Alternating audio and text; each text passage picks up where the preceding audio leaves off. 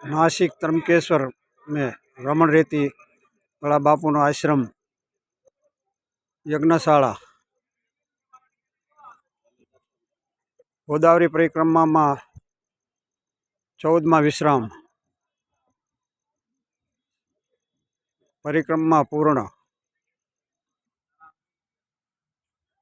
राधा रमण हरि गोविंद जय जय राधा रमण हरि गोविंद जय जय राधा रमण हरि गोविंद जय जय।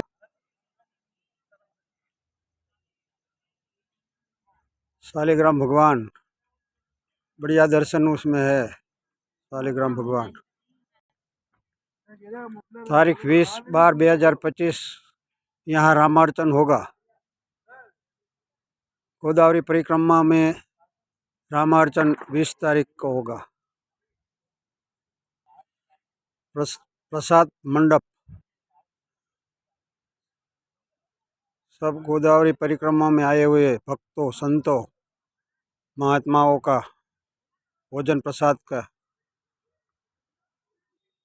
गोदावरी परिक्रमा में 19/12/2025 पूर्णाहुति परिक्रमा पूर्ण करके वापस